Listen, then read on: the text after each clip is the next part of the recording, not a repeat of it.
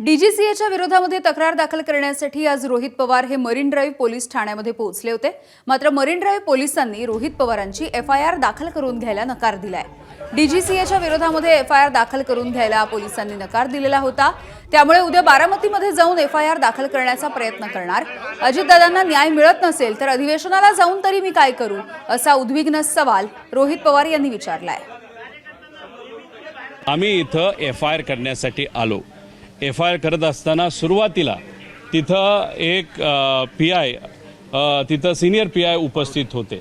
मग त्यांच्याशी बोलल्यानंतर थोडी वादावादी झाली। एक ज्युनियर कुणीतरी व्यक्ती होता, त्यांनी काहीतरी बोललं की हे होऊ शकत नाही वगैरे, आणि मग त्यांना वकिलाच्या माध्यमातून प्रांजल नावाचे आमचे वकील इथं आलेले, त्यांनी तिथं समजून सांगितलं हा ॲक्ट काय आणि कॉग्निजेबल ऑफेन्स आहे। हे मी नाही, महाराष्ट्रातला कुठल्याही वकिलाला तुम्ही विचारा, जजला तुम्ही विचारा, आणि हे मराठी जजेस आणि वकील हे तुम्ही ऐकत असाल तर मग असं असताना एफआयआर हा करायला तिथं लॅपटॉप आणला गेला होता आणि माझं स्टेटमेंट टाईप करायला सुरुवात झाली होती। मग एक मोठे एक मोठा अधिकारी म्हणजे ॲडिशनल म्हणजे डीसीपी इथं आले आणि त्यांनी तिथं येऊन सांगितलं नाही एफआयआर होणार नाही। मग आम्ही विचारलं का नाही होणार, मग त्यांनी थोडंसं सांगितलं तो आमचा अधिकार म्हणजे पोलिसांचा अधिकार। आणि मग म्हणलं की अहो या पुस्तकामध्ये जे काही दिलंय, जे ॲक्ट आहे, एक वकील सांगतायत की कॉग्निजेबल ऑफेन्स असेल तर एफआयआर आपल्याला घेता येते।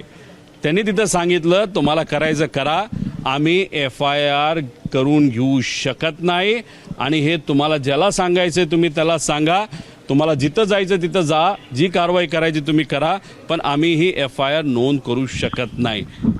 मग दुर्दैव असं या देशातला नागरिक म्हणून आमचा जो अधिकार आहे तोच आम्हाला वापरून दिला जात नाही। मग कोणाचा असा फोन आला या मोठ्या डीसीपीला की ज्याच्यामुळे ते एफआयआर करून देत नाहीत। आता याच्यामध्ये हा आमचा अधिकार आहे। अजितदादांच्या बाबतीत असा वेगळा न्याय का?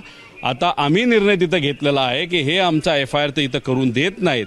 त्यामुळे उद्या सकाळी 10 वाजता बारामतीचे जे कुठले पीआय असतील, एअरपोर्ट ज्यांच्या अंतर्गत येतं, माझ्या अंदाजे ग्रामीण विभागाच्या अंतर्गत येतं, त्या ग्रामीण पीआयकडे जाऊन तिथं आम्ही तिथं प्रयत्न करू। तो प्रयत्न करत असताना ते त्या बाबतीत काय भूमिका घेतात, सत्तेत असणारे, सत्तेत बसणारे जे कोणी नेते असतील ते त्या बाबतीत काय भूमिका घेतात हे आपल्याला तिथं बघावं लागेल। त्याच्याचबरोबर सत्तेत असणारे त्यांचे जे मित्र आहेत ते मित्र सुद्धा त्या बाबतीत काय करतात, जे दुसऱ्या पक्षाचे ते सुद्धा तिथं आपल्याला बघावं लागेल। पण उद्या 10 वाजता बारामतीला जाऊन आम्ही एफआयआर करायचा प्रयत्न तिथं करणार। एबीपी माझा, उघडा डोळे बघा नीट।